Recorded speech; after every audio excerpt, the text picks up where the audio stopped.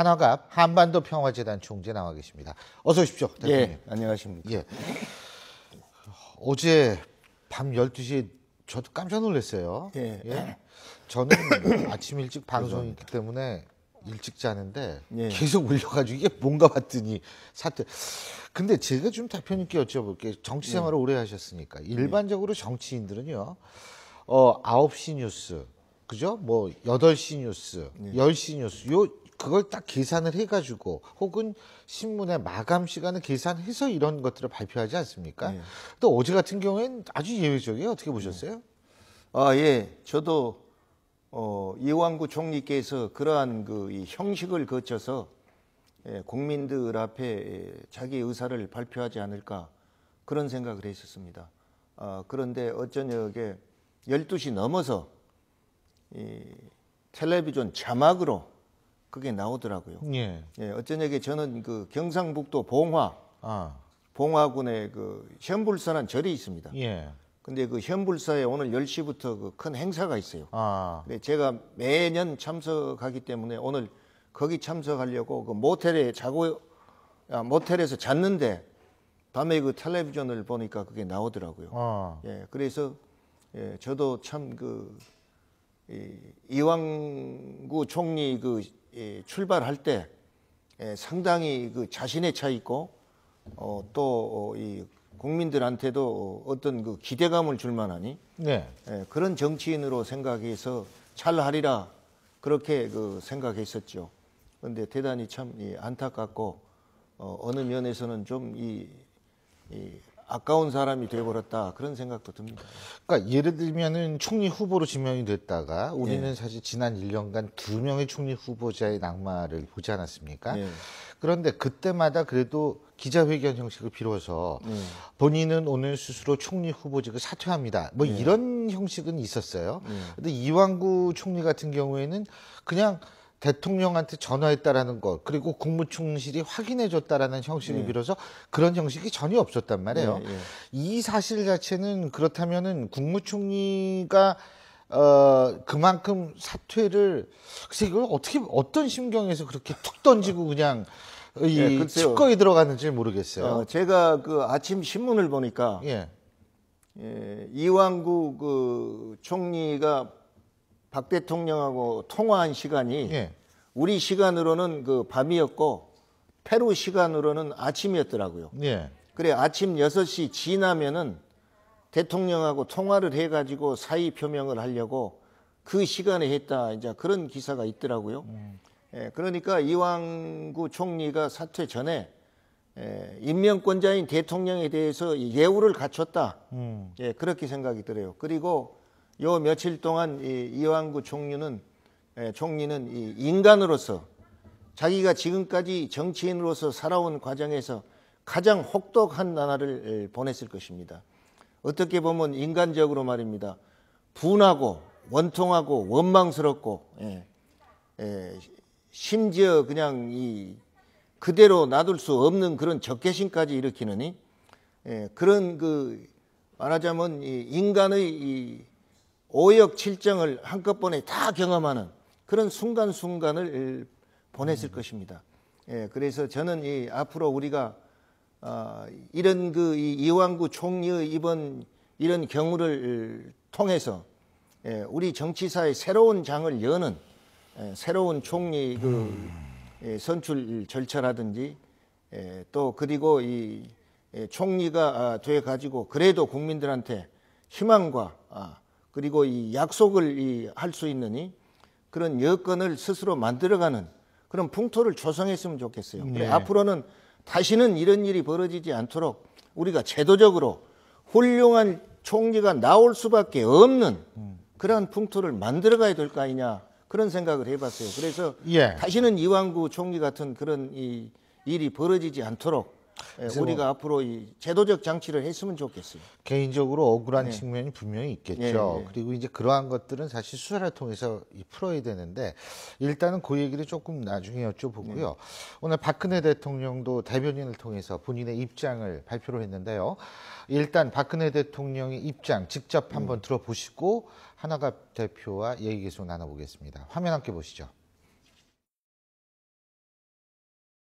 박근혜 대통령께서는 이완구 총리의 사의 표명과 관련한 보고를 받으시고 매우 안타깝고 총리의 고뇌를 느낀다며 다음과 같이 말씀하셨습니다.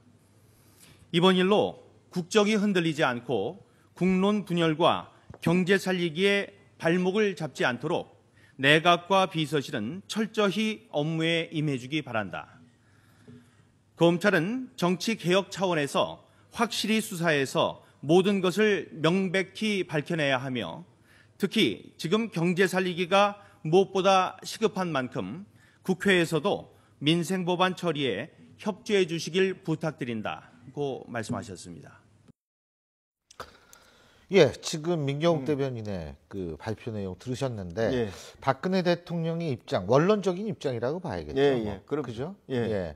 그런데 이제 가장 중요한 것은 박근혜 대통령의 입장 그리고 청와대 입장에서 볼 때는 일단 역대 최단명 총리가 탄생하게 됐다라는 것. 예. 그리고 과거 지난 1년 사이에 2명의 총리 후보자가 낙마했다라는 것. 예. 이런 것들이 겹치면 굉장히 이게 어려운 상황이라고 생각이 될 수밖에 없는 거 아니겠어요? 예, 그런 것은 이 다른 정권에 비해서 박근혜 대통령 취임 이래 말이죠. 비단 총리뿐만 아니라 이 청문회 제도를 통해서 이 장관들에 대한 그런 낙마도 많았었죠. 예. 그것이 결국 우리가 일할 수 있는 적합한 인물을 골라내서 이 국정을 맡긴다. 이런 면에서는 플러스 요인이 있습니다. 그러니까 그런 방향으로 가는 것이 바람직하지요. 그러나 우리가 이 과거에 살아온 과정 이런 것을 생각하지 않고 말입니다. 우리가 원하는 틀, 청문하는 예를 들면 국회에서 청문회 할 때 국회의원이 청문자로 나오지 않습니까? 질문하고 그러면 이 사람들 틀에 맞추는 그러한 인물 고르기 그런 것이 더욱 뭐라 할까 이 고착화되는 과정이 아닌가. 그래서 앞으로도 제가 새로 태어난 우리 세대들이 이런 걸 본받아서 100% 통과할 수 있는 그런 인물을 길러내야 될 우리 사회적 과제가 있습니다만은 과거에 우리가 살아온 방식과 지금 청문을 통해서 이 위정자에게 요구하는 뭐랄까 레벨이 다릅니다. 예. 그러면 예를 들면 국회의원들이 미안합니다만은 청문을 하는데 국회의원들을 청문한다면 이 총리나 장관보다 더 깨끗한 사람이라고 우리가 자신 있게 말할 수 있습니까? 그게 저도 궁금하더라고요. 그거 없는 거예요. 그 부분 참 그렇기 궁금합니다. 때문에 우리 사회에 알맞은 그리고 우리 사회가 용인할 수 있는 그런 청문 절차가 필요하다 저는 그렇게 봅니다. 근데 지금 이제 대표님께서 그 말씀 하시니까 제가 이제 좀 여쭤보고 싶은 게 청와대로서 고민이 그동안 사실은 지금 내각에서 그 많은 숫자 30%가량이 지금 국회의원 출신의 장관이 포진돼 있지 않습니까?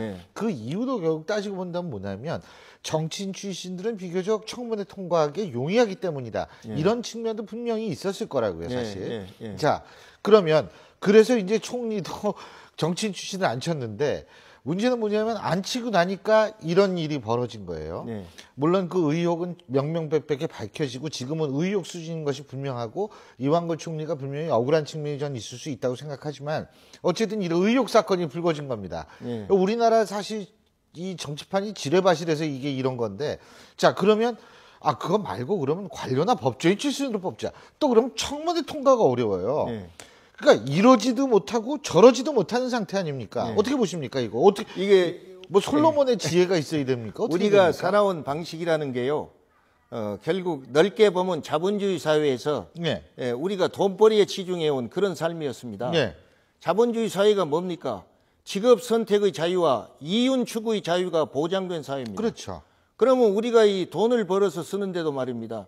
투기를 하기 위한 돈이 있고 투자를 하기 위한 돈이 있고 또 예비적으로 놔두었다 쓰는 그런 돈이 있습니다. 그런데 우리는 이 청문회 할 때 정치인이 투자도 해서는 안 된다. 투기도 해서는 안 된다. 돈도 예비해서는 안 된다. 그러면 자본주의 사회에 소위 돈벌이 하는 3대 원칙도 용인이 안 되는 거예요. 그리고 우리 사회에서 자본주의 사회인데 나이가 많은 사람일수록 가난하면 그 사람이 훌륭한 사람이요. 안 그렇습니까? 이렇게 이제 기준이 돼 가는데 그럼 뭐 때문에 우리가 경제 살리기 하고 뭐 때문에 돈벌이 해야 되고 말이요. 이런 경쟁을 해야 됩니까?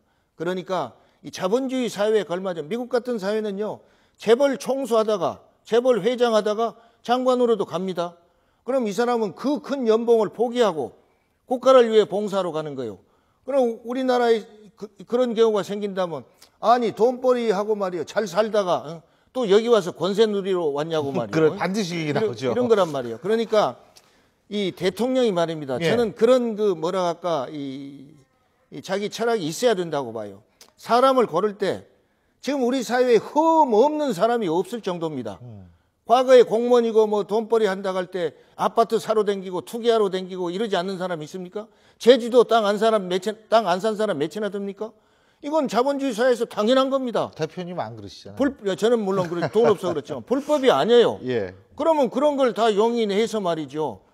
이 국정을 수행하는데 이 사람이 이 분야에 특출한 이 뭐랄까 능력이 있다.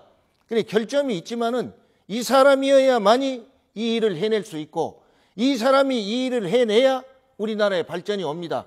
거의 내가 이 책임지고 이 사람을 보일 테니 이 사람을 나하고 일하게 해주시오 하는 이러한 철저한 말입니다. 자기 소신이 필요하다고 저는 그렇게 생각합니다. 그래서 이 박근혜 대통령이 이제는 청문회를 두려워할 것이 아니라 야당이나 여당한테 국회에 향해서 말이죠. 이 사람의 이러한 장점이 앞으로 이 내가 대통령 하는 동안 우리나라를 발전시켜 나가는데 나하고 힘을 합쳐서 큰 성과를 거둘 수 있으니 이 사람을 청문회에서 장관으로 임명하게 해주시오. 이렇게 나가야죠. 그 아주 중요한 부분. 네, 저는 사실, 그걸 주장합니다. 예. 사실 그 미국 같은 경우에도요. 예, 예. 대통령이 장관이라든지 이런 거 임명 청문회 전에 여야 대표를 다 모은다는 거 아니에요. 예. 그래서 내가 그 뭐 비밀리에는 아니지만 공식적인 건 아니죠. 그래서 내가 이 사람을 쓰려고 그러는데 예. 이 사람의 장점은 뭐고 이 사람의 단점은 이거다. 근데 내가 볼 때 이 장점이 지금 필요하니까 예, 예. 이거를 좀 이해해달라. 이게 전 단계가 있는데 예, 그럽니다. 우리나라 근데 그 단계가 안 없어요. 돼. 예를 들면 미국 대통령 예. 오바마가요. 이 어렸을 때 이 마약도 손댔고 그랬잖아요. 예. 우리나라 같으면 말이에요. 대통령 하겠다는 사람이 마약이나 손대고 정권 안 돼. 이러고 난리 났을 거예요. 그렇죠. 예. 그리고 좀 미안하지만은 대통령을 청문한다면 이명박 대통령이 16번 이 주소 옮겨가지고 전입하고 말입니다. 좀 미안하지만 자기 회사 사원으로 대학 다니는 아들, 딸을 사원으로 등록시켜 놓고 월급으로 용돈 주는 이런 이 일을 해도 그 사람 대통령 했잖아요. 예. 그러니까 국회의원이고 당선된 사람들은 이런 청문회가 없으니까 그 이제 이 아무 흠이 없는 거예요. 예. 그리고 이걸 해야 됩니다. 이 박근혜 대통령이 대단히 미안한 얘기인데 말이죠. 죄송스럽기도 한데 사람을 쓸 때 말입니다. 내가 1인자니까 2인자를 용납 안 한다. 이런 식으로 사람을 쓸 것이 아니라 국민을 위해서 얼마나 봉사할 수 있는 능력이 있냐 이런 사람을 써야 됩니다. 내 행정부에서 나한테 충성하고 나를 위해서 얼마나 말이야 보조해 주느냐 이것이 중요한 게 아니에요. 국민한테 얼마나 보탬을 주고 국민을 위해서 무슨 업적을 어떻게 만들 수 있는 능력이 있냐 이런 사람을 택해야죠. 예. 그러면 맞습니다. 국회에서 말입니다. 다소 흠이 있다 하더라도 이 일을 처리하는 데는 이 사람만한 대한민국의 능력자가 없다. 이걸 보여주면 되는 거예요. 예. 예. 그렇습니다. 이런 참 얘기를 하다가 갑자기 얘기로 넘어서 좀 죄송은 한데, 예. 자 이완구 총리가 사퇴 의사를 밝혔습니다. 예. 그리고 대통령이 수용 의사를 밝혔어요. 예. 그러면은 전국의 주도권이 이제 좀 어떻게 막 해임 건의안 뭐 발의하겠다 이렇게 얘기한 새정치연합 쪽에서 좀 어떻게 새누리당이 좀 숨통이 튈까요? 어떻게 보십니까? 예, 이번에 그 야당이든 여당이든 말이죠. 이런 사태를 이 4월 29일 투표하는 이 선거에 활용하려고 하는 이것이 이 정략입니다. 그리고 정당에는 정략이 있습니다. 예. 없어서는 안 되죠. 뭐 그렇겠죠, 그거야. 예. 그러나 결국 이것이 국민 전체에 어떤 영향을 주느냐 이것을 먼저 생각해야 됩니다.